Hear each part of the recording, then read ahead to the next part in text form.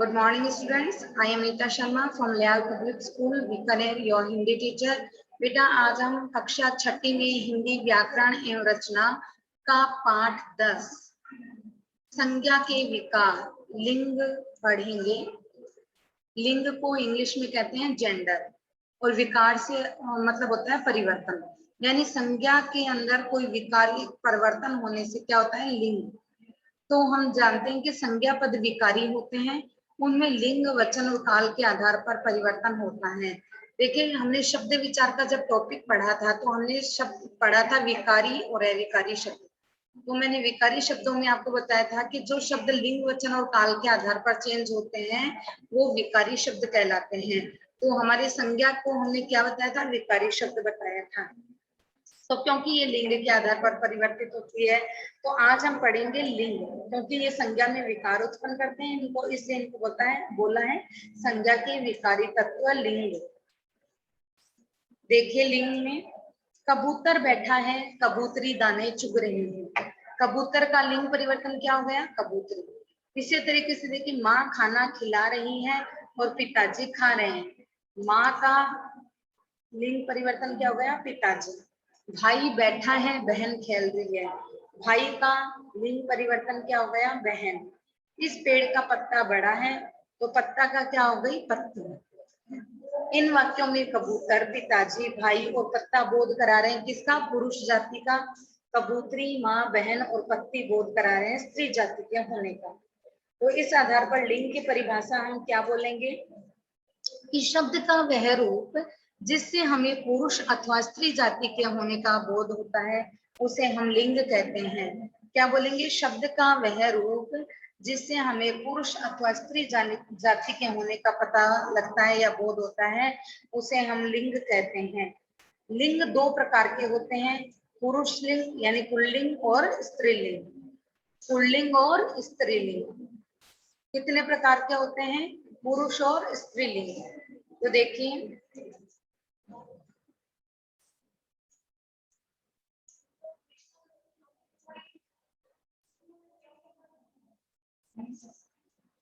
शब्द का वह रूप जो हमें उसके पुरुष जाति के होने का पता बताता है उसे हम पुल्लिंग कहते हैं, जैसे सिंह और मोर। स्त्रीलिंग शब्द का वह रूप जो हमें स्त्री जाति के होने का बोध कराता है उसे हम कहते हैं स्त्रीलिंग। ठीक है, तो पुरुष जाति के होने का जिससे पता चलता है वो पुल्लिंग, जिससे स्त्री जाति के होने का पता लगता है उसे स्त्रीलिंग। लिंग की पहचान कैसे करें, प्राणीवाचक शब्दों में लिंग की पहचान करना आसान है किंतु वस्तुओं और पदार्थों का लिंग जानना कठिन है। इसके लिए भाषा की परिभाषा को जानना या परंपरा को जानना चाहिए। कहने का क्या तात्पर्य है कि जो इंसान होते हैं, जो प्राणी होते हैं, उनके तो लिंग की पहचान हमें हो जाती है कि स्त्रीलिंग है, ये पुल्लिंग है, ठीक है। लेकिन जो वस्तुएं होती हैं, जो पदार्थ होते हैं, उनकी हमें कैसे पता चलता है, तो उसके लिए जब हम वाक्य बनाते हैं तब हमें भाषा के आधार पर पता चल जाता है कि स्त्रीलिंग है या फिर पुल्लिंग। जैसे देखिए लिंग जानने के लिए कुछ नियम भी होते हैं, जैसे देश, दिनों, भारतीय महीनों, वृक्षों, समुद्रों, ग्रहों, पर्वतों, रत्नों के नाम पुल्लिंग होते हैं। जैसे हिमालय देश है, भारत, चीन, पाकिस्तान, अमेरिका, नेपाल, चाइना, ये सब क्या है, देश, ये हमारे पुल्लिंग है। दिन में सोमवार, मंगलवार, रविवार, ये सब क्या होंगे आपके लिंग में पुल्लिंग होंगे। भारतीय महीने जिसमें चैत्र, आषाढ़, सावन, ये सब क्या होंगे, महीने पुल्लिंग में आएंगे। वृक्ष जैसे बरगद, पीपल, नीम, अशोक, ये वृक्ष किस में आएंगे, पुल्लिंग में। तो इन कुछ एक लिंग जानने के हमारे कुछ नियम होते हैं। तो ये पुल्लिंग भाषा के जो नियम हैं उसमें कौन कौन से आएंगे, देश आएगा, दिन आएंगे, भारतीय महीने आएंगे, वृक्ष आएंगे, ग्रह आएंगे जिसमें शुक्र, मंगल, चंद्र, शनि, ये सब क्या है, ग्रह हैं। सिर्फ एक पृथ्वी ही एक ऐसा ग्रह है जो स्त्रीलिंग में है, बाकी सब ग्रह किस में आएंगे, पुल्लिंग में आएंगे। पर्वत जैसे हिमालय, विंध्याचल, ये सारे पर्वत किस में आएंगे, पुल्लिंग में आएंगे। रत्न जैसे हीरा, मोती, पन्ना, मूंगा, नीलम, ये सब किस में आएंगे, पुल्लिंग में आएंगे। इसी तरीके से कुछ एक शब्द होते हैं जैसे आव, पा, पन, त्वर, आवा, औड़ा, खाना, दान, वाला, एरा, ये वाले प्रत्यय, प्रत्यय हमने पढ़े थे कि जो पीछे लगते हैं, तो किसी शब्द के पीछे अगर आव, पा, पन, त्वे, आवा, औड़ा, खाना, दान, वाला, एरा ऐसे प्रत्यय लगते हैं, वो हमेशा पुल्लिंग ही होंगे। नेक्स्ट देखिए, नदियां, भाषाएं, बोलियां और लिपियां, इनके नाम स्त्रीलिंग होते हैं। जैसे गंगा, नदियों के नाम देखिए, गंगा, कृष्णा, गोदावरी, नर्मदा, कावेरी, है ना। ये सारी नदियों के होते हैं नाम, वो स्त्रीलिंग में होते हैं। इसी तरीके से भाषा, हिंदी, अंग्रेजी, उर्दू, फारसी, बंगाली, गुजराती, मराठी, ये सब क्या होंगे आपकी भाषाएं हैं, वो किस में आएगी आपके स्त्रीलिंग में। इसी तरीके से लिपियां हैं, देवनागरी, रोमन, अरबी, गुरुमुखी, ये सब लिपियां भी आपके स्त्रीलिंग में ही आएगी।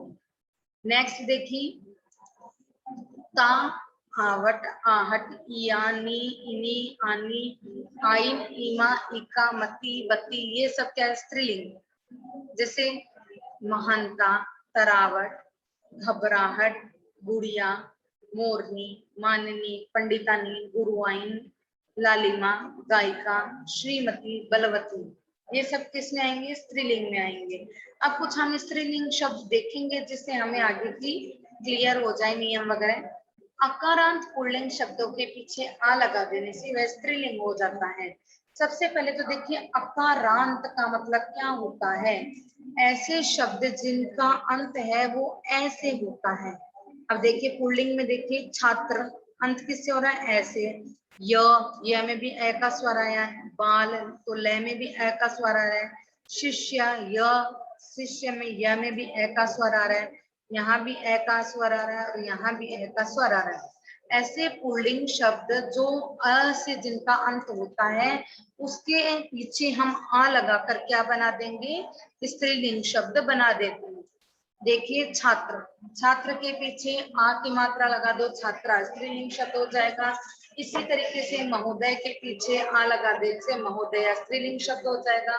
इसी तरीके से बाल पुल्लिंग शब्द है, उसके पीछे आ प्रत्यय लगाने से बाला। इसी तरीके से शिष्य अकारांत है, उसके पीछे आ लगाने से शिष्या बन जाएगा। इसी तरीके से देखिए सदस्य, अ से इसका अंत हो रहा है, आ लगाने से सदस्य हो गया। इसी तरीके से सुता। अकारांत तथा अकारांत पुल्लिंग, अकारांत और अकारांत ध्यान में रखिएगा। अकारांत यानी ऐसे अंत होने वाले और अकारांत यानी आ से अंत होने वाले। तो देखिए दास और पुत्र, ये ऐसे अंत हो रहा है इनका, बकरा, बेटा, बच्चा और लड़का, इनका अंत है वो आ से हो रहा है। तो अकारांत और अकारांत पुल्लिंग शब्दों के अंत में ए या आ को क्या कर दिया जाता है, बड़ी ई कर दिया जाता है। ए या आ को क्या कर दिया जाता है, बड़ी ई कर दिया जाता है। ए या आ को बड़ी ई कर देने से क्या बन जाता है, स्त्रीलिंग शब्द बन जाएंगे। तो देखिए दास का क्या बन जाएगा, दासी, पुत्र का पुत्री, बकरा, बकरी, बच्चा, बच्ची, बेटा, बेटी, लड़का, लड़की। नेक्स्ट देखिए अपना, कुछ अकारांत पुल्लिंग शब्द ऐसे हैं जिनके अंतिम स्वर को इया कर देने से वो स्त्रीलिंग बन जाते हैं। जैसे कुत्ता, कुत्ता का कुत्ती नहीं होता, कुत्ता का कुतिया। लोटा का लुटिया, चूहा का चूहिया, बेटा का बिटिया, गुड्डा का गुड़िया, बूढ़ा का गुड़िया। यानी जहां पर पुल्लिंग शब्द में आ लग रहा है लास्ट में, तो कई बार स्त्रीलिंग बनाते समय हमें वहां पर क्या करना पड़ता है, इया करना पड़ता है। देखिए ऊपर जो सेकंड नंबर का नियम था उसमें हम ए या आ के बाद में क्या लगा रहे थे, ई लगाकर, बड़ी ई लगाकर उसको स्त्रीलिंग बना रहे थे। यहाँ पर हमें इया लगा के स्त्रीलिंग शब्द बनाने हैं। नेक्स्ट वो देखिए, पुल्लिंग को स्त्रीलिंग में बदलते समय निम्नलिखित बातों को ध्यान में रखना चाहिए। जातिगत अथवा व्यवसायगत नामों के अंतिम अक्षर को इन कर देने पर स्त्रीलिंग शब्द बन जाते हैं। जातिगत जैसे को सुनार है, नाई है, धोबी है, लोहार है, माली है, तो ये क्या इनके जातिगत या फिर इनके व्यवसाय से जुड़े हुए नाम होते हैं। जैसे कई लोग अपना सरनेम लगा देते हैं धोबी, वो नाम के आगे भी अपने धोबी लगा देते हैं। लुहार, माली, ग्वाला, सुनार, तो ऐसे सोनी, नाई ऐसे लगाते हैं ना, तो ये उनके जातिगत तथा व्यवसायगत नाम होते हैं। तो अगर इनका स्त्रीलिंग शब्द बनाते हैं ना हम धोबी का धोबिन बन जाता है, इन प्रत्यय लगा देते हैं।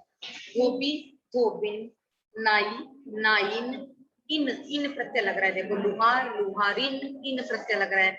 माली मालिन, इन प्रत्यय लग रहा है। ग्वाला ग्वालिन, इन प्रत्यय लग रहा है।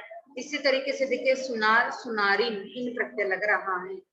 कुछ पुल्लिंग संज्ञा शब्दों के अंतिम वर्ण को बदलकर उनके स्थान पर आनी लगा देते हैं। जैसे देवर देवरानी, आनी प्रत्यय लगा देंगे। नौकर नौकरानी, दर्जी दर्जानी, मेहतर मेहतरानी, शिव शिवानी, सेठ सेठानी, आनी प्रत्यय लगा दिया गया।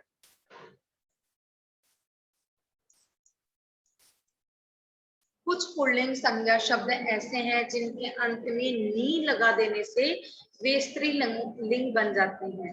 जैसे ऊंट, ऊंट के पीछे नी लगाने से क्या बना? ऊंटनी, स्त्रीलिंग शब्द बन गया। जाट के पीछे नी लगाने से जाटनी, भील के पीछे नी लगाने से भीलनी, मोर के पीछे नी लगाने से मोरनी, सरदार के पीछे नी लगाने से सरदारनी, और सिंह के पीछे नी लगाने से सिंहनी शब्द बना है। कुछ पुल्लिंग शब्द ऐसे भी है जिनके पीछे आइन लगा देते हैं। जैसे गुरु गुरुआइन, चौधरी चौधराइन, ठाकुर ठाकुराइन, पंडित पंडिताइन, बाबू बबुआइन, लाला ललाइन। ऐसे कुछ पुल्लिंग शब्द है जिनके पीछे हम क्या लगाते हैं? आइन लगाते हैं, और आइन लगाने से वो क्या बन जाते हैं? स्त्रीलिंग रूप में बन जाते हैं। कुछ संज्ञा शब्दों के अंत में बड़ी ई के स्थान पर इनी लगाने पर पुल्लिंग शब्द स्त्रीलिंग बन जाते हैं। जैसे देखिए अभिमानी अभिमानिनी, अभिमानी का क्या होगा? अभिमानिनी। ओजस्वी ओजस्विनी, ओजस्वी ओजस्विनी, तपस्वी तपस्विनी, यशस्वी यशस्विनी, तेजस्वी तेजस्विनी, स्वामी स्वामिनी। तो यहाँ पर क्या लगाया हमने? इनी प्रत्यय लगाया। इनी प्रत्यय लगाने से क्या है? वो स्त्रीलिंग शब्द बन जाते हैं। नेक्स्ट देखिए आप, पुल्लिंग संज्ञा शब्दों के अंत में अक के स्थान पर इक्का लगा देने से शब्द है वो स्त्रीलिंग बन जाता है। जैसे अध्यापक अध्यापिका, गायक गायिका, नायक नायिका, इक्का प्रत्यय लगा देने से अक की जगह हमने क्या लगाया? इक्का। जैसे अध्यापक, तो अध्यापक में कौन सा प्रत्यय है हमारा? अक प्रत्यय, और हमने उसमें इक्का लगा दिया तो वहां पर स्त्रीलिंग शब्द बन गए। जैसे अध्यापक अध्यापिका, ठीक है। गायक गायिका, नायक नायिका, पाठक पाठिका, लेखक लेखिका, शिक्षक शिक्षिका। नेक्स्ट देखिए, कुछ पुल्लिंग संज्ञा शब्दों के अंत में वान का वत्ती बनाना है और मान का मति। जहां वान है वहां पर वत्ती, और मान का क्या बनाना है? मति। वान वत्ती मान मति। तो देखिए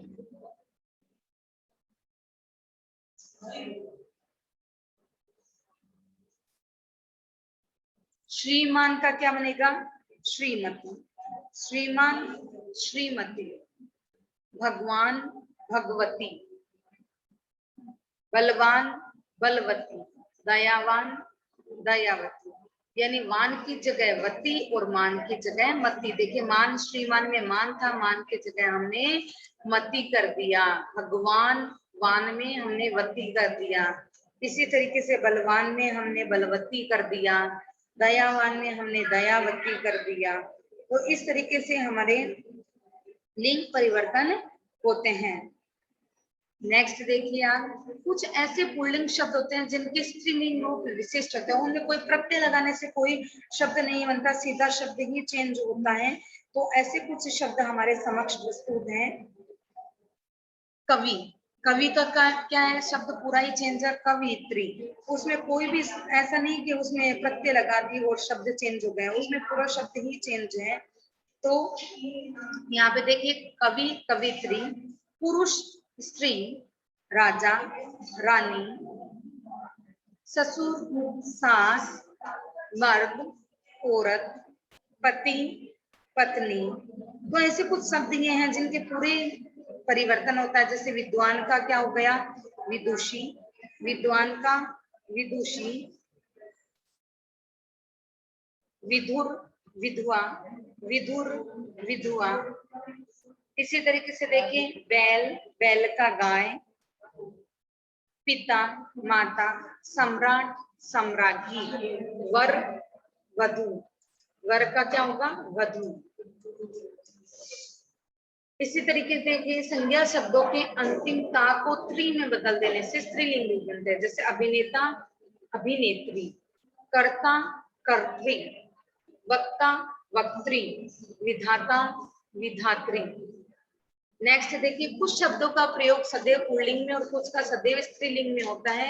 ऐसे शब्द नित्य पुल्लिंग और नित्य स्त्रीलिंग कहलाते हैं। अब देखिए कुछ ऐसे शब्द होते हैं जिनका पुल्लिंग रूप तो पुल्लिंग ही होता है, उनका स्त्रीलिंग रूप है वो सिर्फ उनके नाम के आगे मादा लगा दिया जाता है। अब कुछ ऐसे शब्द होते हैं जो हमेशा स्त्रीलिंग में रहते हैं, उनका पुल्लिंग शब्द नहीं बनता। जैसे देखिए नित्य पुल्लिंग शब्द यानी हमेशा पुल्लिंग में रहने वाले शब्द देखिए उल्लू। उल्लू क्या है आपके पुल्लिंग शब्द है। अब उल्लू का अगर स्त्रीलिंग बनाए तो उल्लू नहीं हो सकता, उल्ला नहीं हो सकता, उल्लू कुछ भी नहीं हो सकता ना, तो इसके आगे हम क्या लगा देंगे मादा उल्लू। ठीक है, स्त्रीलिंग रूप बदलने के लिए हम क्या लगा देंगे मादा उल्लू। इसी तरीके से देखिए खटमल, खटमल है वो पुल्लिंग है तो खटमल ही नहीं हो सकता, इसका हम क्या लगाएंगे मादा खटमल।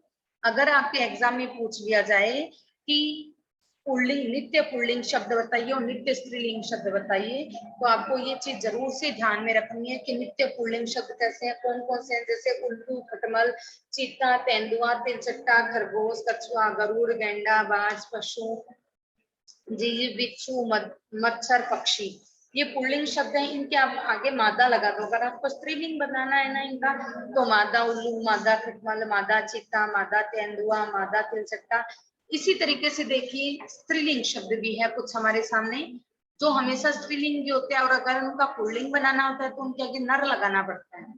देखिए मक्खी, मक्खी स्त्रीलिंग में आती है। अब इसका पुल्लिंग हम मक्खा तो नहीं बना सकते, मछली का मछला नहीं बना सकते, तितली का तितला नहीं बना सकते हैं। ठीक है, तो इनका हम पुल्लिंग शब्द बनाने के लिए इनके आगे नर लगाएंगे। नर मक्खी, नर मछली, नर तितली, नर दीमक, नर गिलहरी, नर कोयल, नर छिपकली। तो इस तरीके से लगाया जाता है। पुल्लिंग स्त्रीलिंग की पहचान के लिए एक सरल उपाय है। क्या सरल उपाय है देखिए, पुल्लिंग और स्त्रीलिंग की पहचान के लिए हमने कुछ नियम तो स्थिर रखे हैं। इसके अलावा हमें निर्णय करने के लिए, जैसे हम किसी संज्ञा शब्द का लिंग निर्णय बहुत सरलता से जान सकते हैं। नियम देखिए, जिस संज्ञा शब्द का लिंग ज्ञात करना तो उसे बहुवचन में बदल दीजिए। बहुवचन शब्द के अंत में यदि ए या फिर आ आए तो वह शब्द क्या होगा स्त्रीलिंग। जैसे पंखा, पंखे, पंखे आते ही समझ गए पुल्लिंग है, यानी उसके अंत में उसका बहुवचन बना दीजिए। उसके अंत में ए या फिर आए तो वह पुल्लिंग है, और ए या आ आए तो वो क्या है स्त्रीलिंग। जैसे खिड़की, खिड़कियां, यहाँ लग गया तो वो स्त्रीलिंग होएगा। पुस्तक, पुस्तकें, तो वो क्या होएगा आपके स्त्रीलिंग। ठीक है, दीवार, दीवारें, स्त्रीलिंग आ गया। शीशा, शीशे, इसमें कोई भी आपके ए या आ नहीं आया तो ये है आपके पुल्लिंग शब्द। जहां पर सिर्फ सिंपल ए या फिर आए तो वो तो आके हो गया पुल्लिंग, और जहां पर चंद्र बिंदु वाले आए ए और आ तो वो आपके आएगा स्त्रीलिंग। अब आप एक चीज मेरे से पूछना चाहोगे, मुझे पता है, तो आप पूछोगे कि मैडम ये दीवार है, यहाँ पर दीवार में अनुस्वार आया है। इसका एक नियम है बेटा कि जहां पर अपने चंद्र बिंदु होता है, लेकिन अगर वहां पर किसी भी शब्द के, जैसे मान ले आंख है, आंख शब्द में, तो इसमें हमारे ये जो शिरोरेखा है ना, जो शिरोरेखा, इस पे कोई भी मात्रा नहीं है, प्लेन शब्द है, इसलिए हमने इसको अनुस्वार इसमें चंद्र बिंदु में लिख दिया। लेकिन दीवार शब्द के पास में ऊपर र के ऊपर क्या है शिरोरेखा है, इसलिए जो चंद्र बिंदु है वो क्या बन जाएगा आपके अनुस्वार बन जाएगा। अनुनासिक की जगह क्या बन जाएगा अनुस्वार बन जाएगा। नेक्स्ट हम नियम देखेंगे।